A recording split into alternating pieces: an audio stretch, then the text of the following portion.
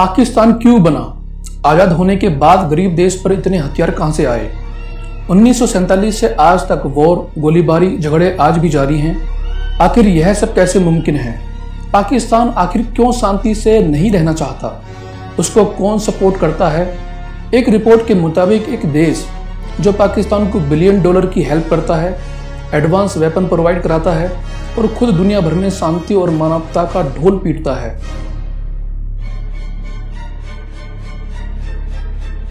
क्या कोई नहीं चाहता कि इंडिया और पाकिस्तान में शांति कायम हो? आइए दोस्तों, देखते हैं इस वीडियो में पाकिस्तान और भारत के रिश्तों में इतनी कड़वाहट क्यों है, आखिर क्या वजह है। तमाम लोगों के मन में आने वाला एक क्वेश्चन कि कांग्रेस ने भारत पाकिस्तान पार्टीशन को एक्सेप्ट क्यों किया, तो यहां पर हम इसे समझते हैं। सन 1946 और 47 में भारत में सांप्रदायिक तनाव उग्र रूप ले चुका था और जिन्ना अपना डायरेक्ट एक्शन डे अनाउंस कर चुका था। जिन्ना ने नारा दिया कि लड़कर लेंगे पाकिस्तान, जिसके बाद सांप्रदायिक दंगों की बाढ़ सी आ गई थी, जिसमें हजारों निर्दोष मारे जा रहे थे। एंट्रीम गवर्नमेंट इन दंगों को संभाल नहीं पा रही थी। पूरे देश में अराजकता की स्थिति पैदा हो रही थी। ऐसे में कांग्रेस के सामने दो बुराइयां थीं, एक विभाजन की और दूसरी अपने ही देश में सिविल वॉर ना हो जाए। उस समय सिचुएशन ही ऐसी थी कि डिसीजन लेना बहुत मुश्किल था। कांग्रेस ने पार्टीशन को कम बुराई वाला समझकर पार्टीशन के प्रस्ताव को स्वीकार कर लिया, क्योंकि उस समय जो निर्दोष लोग मारे जा रहे थे उनकी जीवन रक्षा के लक्ष्य को सबसे ऊपर रखा गया। दूसरी तरफ अनेक छोटी बड़ी रियासत को आज़ाद होने से रोकने के लिए भी उस समय पार्टीशन के प्रस्ताव को तुरंत स्वीकार करना जरूरी था, क्योंकि अंग्रेजों ने देसी रियासतों को यह कह दिया था कि आप या तो इंडिपेंडेंट देश बन जाओ या फिर भारत और पाकिस्तान में शामिल हो जाओ। तब सरदार वल्लभ भाई पटेल ने कहा कि यदि हमने विभाजन स्वीकार नहीं किया तो भारत कई टुकड़ों में बंट जाएगा। यहां एक बात और है, आज भारत में जो लोग कहते हैं कि सरदार वल्लभ भाई पटेल को प्रधानमंत्री नहीं बनने दिया गया और अगर पटेल प्रधानमंत्री होते तो आज देश की स्थिति कुछ और ही होती, तो उन लोगों को मैं यह एक कड़वी सच्चाई बताता हूं कि ऐसा होना मुश्किल था, क्योंकि जब देश आजाद हुआ था तब नेहरू 56 साल के थे और पटेल 71 साल के। सरदार भाई पटेल की डेथ 1950 में ही हो गई थी। उन्हें आंतों की एक बीमारी थी। उनका स्वास्थ्य लगातार गिर रहा था। यह बात गांधी और कुछ लोगों को ही पता थी। ऐसे में गांधी को यह डर था कि इतने संघर्ष के बाद भारत आजाद हुआ है और इतनी जल्दी अगर देश के पीएम की डेथ हो गई तो देश की बागडोर हाथ से चली जाएगी, क्योंकि उस समय पूरे देश की स्थिति इतनी गंभीर थी कि हर चीज बहुत सोच समझ के करनी पड़ रही थी। गांधी को यह भी पता था कि मोहम्मद अली जिन्ना ज्यादा दिन जीने वाला नहीं है, क्योंकि उन्हें ट्यूबरकुलोसिस था, यानी टीबी की बीमारी।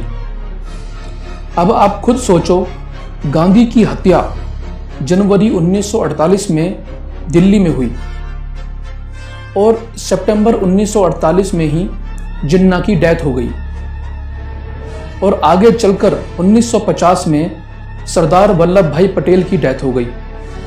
दोस्तों, मैं बस आपको जागरूक कर रहा हूं, क्योंकि आपको सच्चाई पता होनी चाहिए। चलिए अब आगे समझते हैं। आजादी के समय जो एंट्रीम गवर्नमेंट थी उसमें मुस्लिम लीग भी शामिल थी, जिससे सरकार की मुश्किलें बढ़ रही थी, क्योंकि देश में प्रशासन और आर्मी को बनाए रखना था। यह भी एक रीजन था पार्टीशन को एक्सेप्ट करने का, क्योंकि 1947 में आर्मी को भी डिवाइड किया गया, जिसमें 15 पंजाब रेजिमेंट पाकिस्तान को दी गई। कांग्रेस ने हिंदू मुस्लिम दो राष्ट्रों के आधार पर विभाजन को कभी एक्सेप्ट नहीं किया, बल्कि देशों में होने वाली भयंकर युद्ध को टालने के लिए ऐसा हुआ था। यह एक बात है जिसे ध्यान से सुनना चाहिए। सबसे ज्यादा मुस्लिम आबादी वेस्टर्न पंजाब और बंगाल वाले एरिया में थी। विभाजन के बाद दो पाकिस्तान बने, एक तो जो मौजूदा पाकिस्तान है और दूसरा बांग्लादेश वाला पूर्वी पाकिस्तान। उस समय एक बात कही गई कि बीच में से एक काफी बड़ा कॉरिडोर बनाया जाए, लाहौर से बंगाल तक, वह होगा असली पाकिस्तान। उस समय गांधी और तमाम बड़े नेता अंग्रेजों की शंका से परेशान थे। तब उन्होंने तय किया, ऐसा करने से तो पूरा नॉर्थ इंडिया बिखर जाएगा। तब और कोई रास्ता ना होने पर कांग्रेस और अन्य ने यह तय किया कि जो मुस्लिम परिवार भारत से जाना चाहते हैं जा सकते हैं, जो रहना चाहते हैं रह सकते हैं। तब काफी बड़ी संख्या में लोग चले गए और कुछ रुक गए। इस तरह दो पाकिस्तान बने, एक लाहौर वाला और दूसरा बंगाल वाला। फिर बाद में जाकर 1971 के युद्ध में इंदिरा गांधी सरकार के सहयोग से बांग्लादेश बना, जो पाकिस्तान से पूरी तरह आजाद हुआ।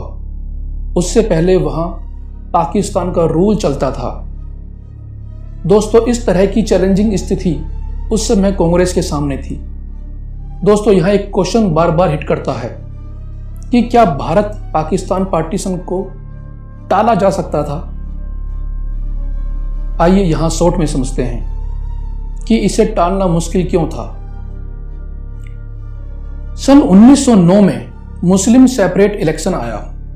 दोस्तों, सांप्रदायिकता, नफरत और बंटवारे का बीज यहीं पर बोया गया था। उसके बाद सन 1916 में लखनऊ सेशन में कांग्रेस ने सेपरेट इलेक्शन को एक्सेप्ट कर लिया। फिर उसके बाद सन 1928 में नेहरू ने रिपोर्ट रखी, जिसमें मुस्लिम सेपरेट इलेक्शन को रद्द कर दिया गया। नेहरू ने कहा कि जॉइंट इलेक्शन होने देते हैं, माइनॉरिटीज के लिए सीट पर रिजर्वेशन कर लेंगे। लेकिन जिन्ना को यह बात पसंद नहीं आई। जिन्ना ने मुस्लिम सेपरेटिज्म को बढ़ावा दिया। अब यहां देखो पाकिस्तान का कंसेप्ट कैसे आता है। सन 1930 में मोहम्मद इकबाल ने कहा कि जहां मुस्लिम संख्या ज्यादा है, उन्हें सबको मिलाकर एक प्रांत, प्रोविंस बनाया जाए। और उसके बाद कैम्ब्रिज यूनिवर्सिटी में पढ़ने वाला एक स्टूडेंट, जिसका नाम था चौधरी रहमत अली, उसने एक आर्टिकल लिखा जिसमें पाकिस्तान बनाने का आइडिया दिया गया। अब हुआ क्या कि 1940 में लाहौर में मुस्लिम लीग अपना एक सेशन करती है, जिसमें पाकिस्तान बनाने का प्रस्ताव को स्वीकार कर लेते हैं। उसके बाद सन 1946 में जिन्ना ने कह ही दिया कि अब तो लड़कर लेंगे पाकिस्तान, जिसके चलते सांप्रदायिक दंगे शुरू हो गए थे और फिर 1947 में पाकिस्तान बना। अब यहां सबको यह लग रहा था कि भारत पाकिस्तान दोनों की प्रॉब्लम सॉल्व हो गई, लेकिन किसी को यह अंदाजा नहीं था कि यह प्रॉब्लम जिंदगी भर रहने वाली है। आजादी के बाद भारत ने बराबर पाकिस्तान और अन्य सभी देशों के साथ शांतिपूर्वक और दोस्ती के संबंधों की अपेक्षा की थी। लेकिन पाकिस्तान के नेताओं ने बार बार कहा कि उन्हें भारत की ओर से खतरा है। अब यहां से असली सिलसिला शुरू होता है।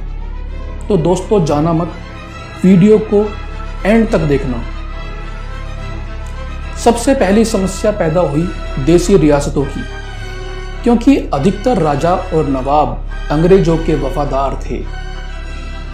सरदार पटेल ने, जो उस समय गृह मंत्री थे, सभी रियासतों को भारत में विलय कराने पर राजी कर लिया। लेकिन 5 राज्य पाकिस्तान की तरफ चले गए और 3 राज्य उन्होंने अपना कोई डिसीजन नहीं लिया, जिसमें जूनागढ़ का नवाब पाकिस्तान में जाना चाहता था, लेकिन जनता भारत के पक्ष में थी। फिर भारत ने सैनिक कार्यवाही करके उसे अपने में मिला लिया और नवाब पाकिस्तान भाग गया। अब यहां एक विकट समस्या तब पैदा हुई जब हैदराबाद के निजाम ने कहा कि वह हैदराबाद को आजाद देश बनाना चाहता है। अब हैदराबाद भारत के बीचों बीच था, लेकिन यह मुमकिन कैसे होता? निजाम दुनिया के सबसे अमीर व्यक्तियों में से एक था उस समय में। अब हैदराबाद में एक घटना घटी। वहां के कट्टरपंथी संगठन के नेता कासिम रिजवी के नेतृत्व में रजाकारों ने राज्य में आतंक फैलाकर लोगों को मारकर और लूटकर कानून व्यवस्था लगभग समाप्त कर दी थी।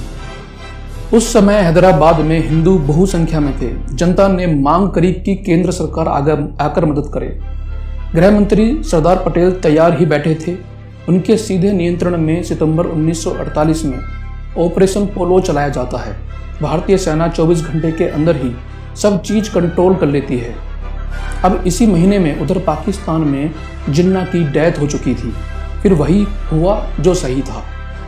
निजाम ने भारत के फेवर में समझौता एक्सेप्ट कर लिया। इस बात की खबर जब पाकिस्तान को लगी तो उसे सीधा धक्का लगा। अब जम्मू कश्मीर बसता है।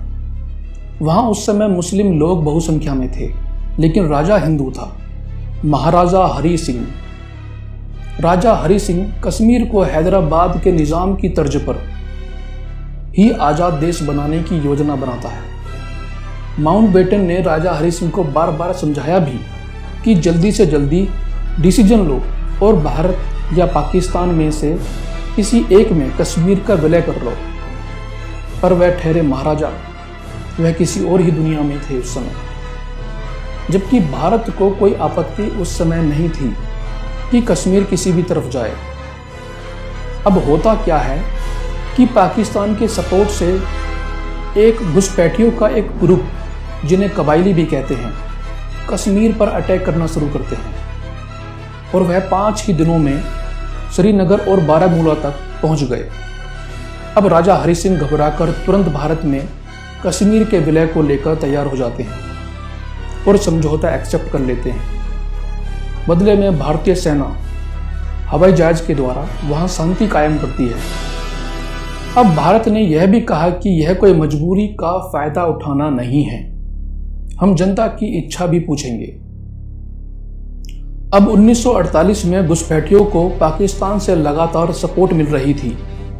भारत पाकिस्तान से डायरेक्ट युद्ध नहीं चाहता था, क्योंकि तभी तो देश आजाद हुआ था और तुरंत युद्ध लड़ना यह कोई सही बात नहीं थी। अब पाकिस्तान का यह कहना था कि कश्मीर का विलय भारत ने धोखे से कराया है, जबकि जनता यह नहीं चाहती। मामला इतना गंभीर बनता गया कि भारत इसे यूएनओ की सिक्योरिटी काउंसिल में ले जाता है। तब तक आक्रमणकारी जिन इलाकों में थे वहां पर आज़ाद कश्मीर सरकार सेटअप कर देते हैं। दूसरी तरफ अगर वॉर को रोका ना जाता तो भारतीय सेना पूरी तरह घुसपैठियों को निकाल फेंकती और सारा कश्मीर भारत में होता। उस समय वॉर को रोकना एक गलती थी भारत की। अब भारत को नहीं पता था कि यूएनओ ऐसा करेगा। अब यूएनओ एक आयोग बनाता है जिसमें कुछ देशों के साथ अमेरिका एंट्री मारता है, जो कि भारत के लिए नुकसानदायक साबित होता है। आयोग में वैसे तो और भी देश थे और वह यह तय करते हैं कि भारत अपनी सेना हटाए और पाकिस्तान अपनी सेना हटाए, लेकिन उन घुसपैठियों का क्या, इस पर कोई ठोस डिसीजन नहीं लिया गया। आयोग के डिसीजन से दोनों देश खुश नहीं थे, लेकिन पाकिस्तान के सपोर्ट वाले कबायलियों ने जो कश्मीर कब्जे में लिया था, आज उसे पीओके कहते हैं, पाकिस्तान ऑक्युपाइड कश्मीर। इंडो पाकिस्तान को लेकर कश्मीर की प्रॉब्लम जिंदगी भर चलेगी, यह अंदाजा लगाना मुश्किल था। दोस्तों, आपको एक बात पता है, उस समय अमेरिका का क्या रोल रहा? क्या नहीं, आज तक किसी को नहीं पता। अमेरिका आज पाकिस्तान को बिलियन डॉलर मनी, हथियार, मिसाइलें, टैंक, फाइटर प्लेन, इन सब की सपोर्ट करता है। बहरहाल अब आगे बढ़ते हैं। जब 1962 में चीन भारत पर अटैक करता है, तब पाकिस्तान ने अपने नए फ्रेंड चाइना को पूरा सपोर्ट किया। अब सन 1965 में भारत पाकिस्तान युद्ध को देखते हैं। पाकिस्तान ने कश्मीर में 4 अगस्त 1965 से हजारों सैनिकों को बिना वर्दी के युद्ध विराम रेखा सीज फायर लाइन के इस पार कश्मीर में भेजना शुरू कर दिया। यह घुसपैठिए चीन में गुरिल्ला वॉर के लिए ट्रेंड किए गए थे। वह भारत में हिंसा फैलाने, तोड़फोड़ करने और राज्य की सरकार को उखाड़ फेंकने के लिए भेजे गए थे। इनकी योजना यह थी कि जब पाकिस्तान सैनिक अटैक करेगा, तभी यह घुसपैठिए उनके साथ शामिल होकर कश्मीर में अटैक कर देंगे। बाद में कश्मीर में काफ़ी सारी अफवाहें फैलाई गईं। जब घुसपैठिए हिंसा फैलाने लगे, तभी इंडियन आर्मी ने उनके विरुद्ध कार्रवाई शुरू कर दी। अब धीरे धीरे भारतीय सेना घुसपैठियों के अड्डे को अपने कब्जे में लेना शुरू करती है और अगस्त के 3rd वीक तक कारगिल सेक्टर के 3 पाकिस्तानी अड्डे उनको छीन लिया जाता है और कुछ दिन बाद पीथवाल सेक्टर में 2 और अड्डे कब्जे में ले लिए गए और इंडियन आर्मी ने उरी और पूंछ सेक्टर में हाजी पीर पर भी अपना अधिकार कर लिया। अब पाकिस्तान से आने वाले सभी घुसपैठिए, इनके रास्ते सभी बंद हो जाते हैं। अब वही पहले वाला हाल हुआ। इन सब की सूचना कश्मीर में एक यूएनओ का ऑब्जर्वर था, उसने यूएनओ के महासचिव को सूचना दे दी। अब फिर यूएनओ बीच में आता है। जब सवाल जवाब पूछे गए, तब पाकिस्तान के विदेश मंत्री जुल्फिकार अली भुट्टो ने, यह भाई साहब कहते हैं कि इन घुसपैठियों का पाकिस्तान से कोई भी कनेक्शन नहीं है। अब जब पाकिस्तान के अरमानों पर पानी फिर गया, तब 1 सितंबर 1965 को पाकिस्तान ने खुलकर कश्मीर पर अटैक कर दिया। अब वह युद्ध विराम रेखा, LOC सब कुछ भूल गया। अब इंडियन आर्मी लाहौर की तरफ धीरे धीरे बढ़ती है। तभी पाकिस्तान के जहाज़ों ने अमृतसर पर बम गिराने शुरू कर दिए। यहाँ एक बात समझ नहीं आती कि अब यूएनओ क्या कर रहा था। जब भी इंडिया पाकिस्तान को हराता तो यूएनओ तभी आ जाता, लेकिन जब पाकिस्तान अटैक करता तब यूएनओ सोचता रहता था। यहाँ तक कि आप देखो, पाकिस्तान के पास इतने हथियार कहाँ से आए। सच में यही सच है कि बड़े देश चाहते ही नहीं थे कि भारत पाकिस्तान में शांति बने। अब जब पूरा मामला यूएनओ सिक्योरिटी काउंसिल में जाता है, तब पाकिस्तान काफी सारी शर्त रखता है। तब भारत कहता है कि पहले ये देखो कि अटैक किसने किया, जबकि इस बात के ठोस सबूत भी थे कि कैसे पाकिस्तान ने पहले अटैक किया। तभी चाइना बीच में कूद पड़ता है और पाकिस्तान का सपोर्ट करना शुरू कर देता है। वहां इंडियन आर्मी पाकिस्तानी सैनिकों पर भारी पड़ रही थी। फिर बाद में सिक्योरिटी काउंसिल के कहने पर और पाकिस्तान की बिगड़ती स्थिति को देखकर पाकिस्तान युद्ध से हट गया। अब पाकिस्तान की आशाओं पर दोबारा पानी फिर गया। भारत ने पाकिस्तान का 750 वर्ग एरिया जीत लिया था, लेकिन वह वापस करना पड़ा क्योंकि अब रूस भाई साहब भी बीच में आ गए। भारत उस समय डायरेक्ट बड़े देशों से दुश्मनी लेना नहीं चाहता था। थैंक यू दोस्तों। अगर ये वीडियो आपको अच्छी लगी हो तो प्लीज़ चैनल को सब्सक्राइब कीजिए और वीडियो को ज़्यादा से ज़्यादा शेयर कीजिए, लाइक कीजिए।